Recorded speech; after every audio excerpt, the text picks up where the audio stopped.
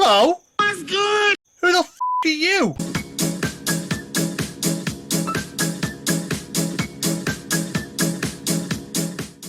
Hello and welcome back to VEEVOID. I'm Steve and this is Kerbal Space Program. Okay, so I will be putting a timestamp for this, but I do need to quickly say something.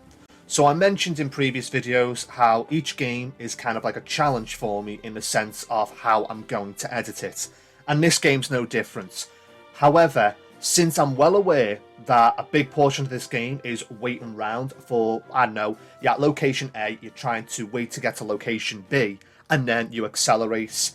That in-between part is defo going to be a lot of waiting around. So I think what would be better for this series is instead of making 15-minute episodes as my goal, so to speak, what I'll do is I'll set myself a task. And that task will be, regardless if it's, say, 5 minutes long or, say, half an hour, I will squeeze that into a single episode. And if I've got a speed-up time, then so be it. Another thing I would like to say, what I'm doing differently in this series is I'm actually going to be talking over my videos while I'm editing them. You'll know when I'm talking over myself when my character appears in the bottom right here. This is to summarise something I've said in a very long-winded way, or to explain what I'm doing during a part of the video that I've sped up. Okay, so what is it we're going to be doing? Well, for starters, well, you can see there that I actually tried playing the science mode, or the campaign mode, I think it's referred to as. And I am shit at it. I am just absolutely terrible at the science mode. Because, well, to say how it is, I want to do, like, explore the system and all that, but I can't. And the only way I can describe it is the only missions that I've got available is essentially being a taxi. Go, get all these people, go to this location, come back, and that's it. I'm like, oh cool, I've got money now. Now I can use that money to do whatever. But since that bores me, I created the sandbox modes. Now I'm going to load it up now, and while it's loading, I may as well continue talking. But in this mode, I thought, right, there's no restrictions. I'll actually try and achieve something. So basically what I tried to explain here, I'm no expert at this game, but I do have some experience. What you're looking at might just look like a load of green lines, but what they actually are several bases and ships that I've already made, and those green lines indicate a strong signal between them. So basically what that means is any craft that I make that is within signal range of any of these previous builds will have a direct signal back to the planet Kerbal. The reason why I've overdone this, so to speak, is because my first attempt to Duna, which is this game's version of Mars, I simply couldn't do it with a remote controlled ship due to losing signal. So whereas my plan may have been long-winded, I have now reached the point where it's actually possible to make the journey. Okay, so with that long description out the way, my goal for this episode is to, well, my goal for the next few episodes is doing something I've never done before, and that is trying to get a ship landed on Mars. Now, I don't know what the actual planet is. I think it's called Dune, maybe? Is it Dune? Hang on a minute. Cycle through them. Duna, right, okay, so I've never been able to land a craft on Dune. Hell, I've never been able to get a ship out of Kerbal's orbit, excluding those two satellites. So, for this episode, my goal is going to be getting a ship up into orbit and refueling it. Now, whereas that doesn't sound like much, it actually requires a lot due to my limited skills at this game. So the idea is to get the ship up into space and have it ready for the journey to Duna. The problem that I face here is the same that a lot of players will experience while playing this game, which is needing more fuel on the ship for the long journey. But that added fuel means more weight. More weight means it'll be harder to get into orbit. The first things that most players will think, including myself, more fuel to get it into orbit. However, again, more fuel means more weight, and without the right planning, you quickly end up in a paradox. So what you're seeing here is the first part of my plan, which is getting a very basic satellite up into orbit. However, since it'll have a docking station attached, this means I'll be able to turn the satellite into a space station for refueling if need be. And if I'm honest, the type of satellites in this game, I don't really know which is best. I mean, I don't know the pros or the cons. However, the style that I'm going for here has clearly worked in the past, which is why I'm not too worried about setting it up now. As well as that, whereas I'm clearly putting way too much fuel onto this ship, that's part of my plan. Any extra fuel I have left will then be saved and used later on. So when it's orbiting Duna, the extra fuel that I have could be used to land on the ship, or even return home to Kerbal. Right, okay, so again, it's not pretty. Right, so let's just save that, and let's give it a go.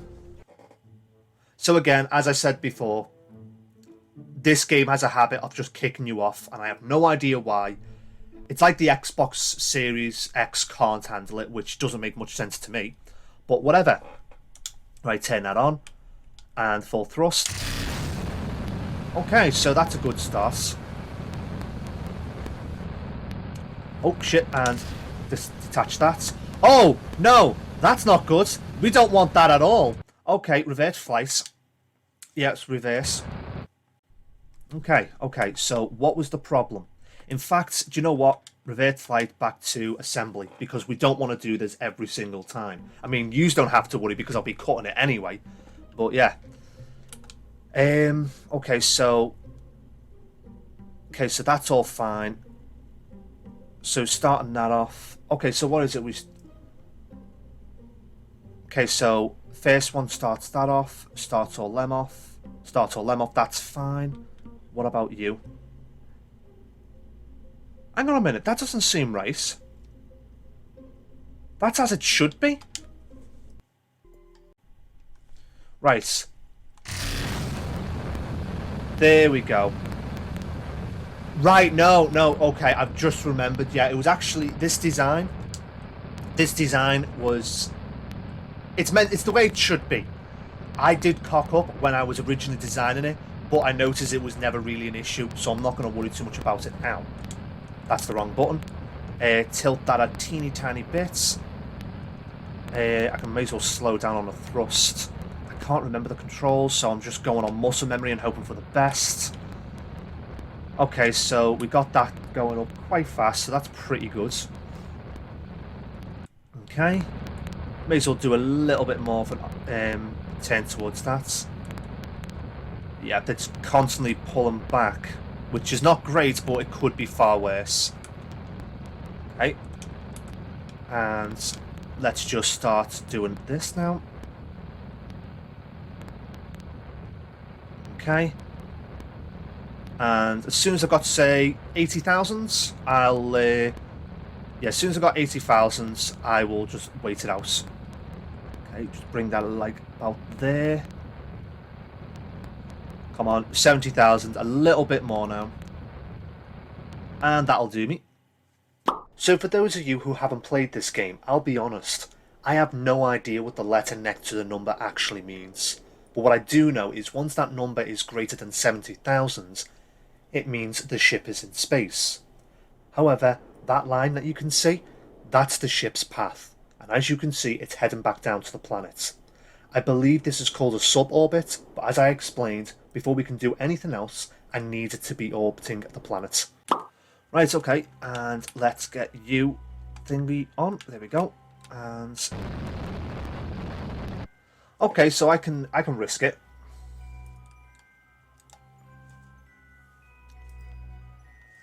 Okay, so just wait that for maybe what? How many seconds? It's 45 seconds now, so wait till it's about... Do you know what? Okay, so that climbs pretty quickly, so yeah, I'll just keep doing that. So let's speed up teeny tiny bit. Okay, about there will do it. Okay. So it's not a bad start. Not a bad start at all. I'm quite happy with that. Okay, and speed you up a little bit, and that'll do me. Okay. How are you doing? Okay, that's going to be out of fuel soon. Yep. Okay, wait for them to just back off, and... Okay, so we're actually doing really good here, because this was the, like, what I thought was going to happen is I'd have to bring up another ship just to refuel this one. But clearly we've got plenty of fuel. I mean, I'm still going to do it. And don't worry, it's still going to be in this episode. Like, I'm not going to chop it up more than I need to. Okay, we've got that. That's good.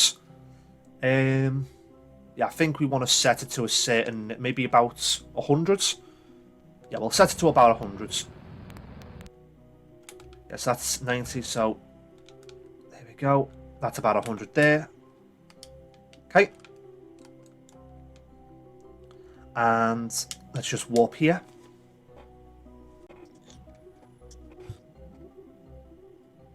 There we go. Right, so now that that's done, let's... hang on a minute. I didn't put wings on the fucking thing, did I? Oh, no, it's going to... I didn't put solar panels on it either! Oh, my fucking god, I'm an idiot. I didn't put solar panels on it, did I? Even though there's a good chance there are people watching this who noticed I didn't put any solar panels on, I purposely left this part in, because even though I'm confident in what I do, even I mess up. And that's not a bad thing, it does happen. Okay, so let's just get this started. Right, so I do believe we've got everything sorted. Like, we've got the fuel tanks, we've got the docking station and that. Like, we've got everything we need to get it up into orbit, and if we wanted to turn it into a space station, we could. I do need to jump in and quickly say something. At this point, I was trying to explain how solar panels work in this game, but unfortunately I did it badly. Basically, in short, I found out recently that solar panels don't work so well the further away from the sun the ship is. But we don't have to worry about that anytime soon. Okay, so now we are in the... Yep, we are ready to accelerate. Okay, and we want to have that aiming there, okay. Okay, that's climbing pretty fast, so... Yep, have you go there. Okay, and just wait a sec for that to adjust. That was it, yeah, I didn't put fins on it. I could have put fins on it, but I don't think it's going to be too much of an issue. Okay, just want to bring that over here a little bit, just to increase that time. And I actually think this is a worse attempt than the first one, so it's either those solar panels are having more weight than I originally thought, or I'm just not doing as good this attempt. So again, I'm no expert, but clearly I know what I'm doing to some degree. I mean, you've seen the satellites and the moon bases and all that on the, or what's it called? The, what do you call it? The relay station, is it called? Oh shit! There we go. Shit, this is not good. Oh no, never mind. We're sorted. Yes, so I think it's called the relay station, where I've pretty much got all those stations up. So, I mean, if you, I might actually, in the next episode, I might just quickly show them all off. There's no point in doing that, but I might, so we will see. Okay. Okay, what are you at? Okay, that's fine. I'm happy with that. Okay, and let's just quickly... Oh, bloody hell, it's not letting me warp there, so fuck it, we'll just speed up time.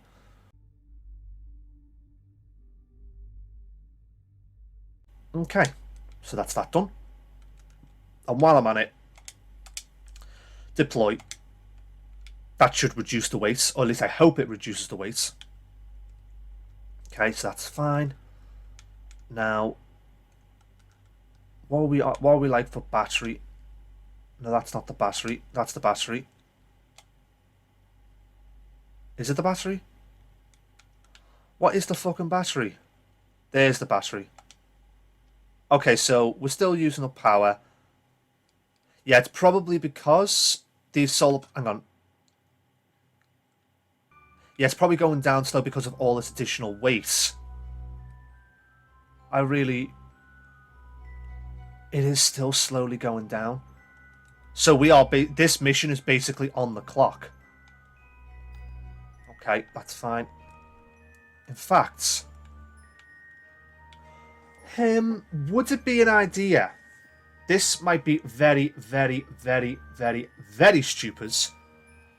But what happens is if I brought up another ship... Right, okay, I've got an idea. How about I bring up another ship that has more solar panels on it, and I have that attached to this. First of all, transfer the fuel, and then what I do is I use the new tank to attach to this, just to have that additional power source. Yeah, I think I'm going to do that. Right, so are we up in orbit? Right, we are up in orbit. That's fine with me. Okay, so autosave. Not autosave, quick save. And let's go back to the space station. Okay. Okay, so to recap, the solar panels I had on the first ship wasn't powerful enough, and what you're seeing here is me trying to be clever. As I explained before, I need to get this ship up into space, attached to the first one, so it will have more power. But here comes the sad but laughable truth. This episode is coming to an end with plans as to what I'm going to do next. As in, I send this ship up, refresh my memory for how docking works, but while I was recording that, after 20 minutes of recording, I noticed the second ship didn't have solar panels. That's right, the sole reason for making this ship was to give the first one more solar panels, and for some reason I didn't double check before launching.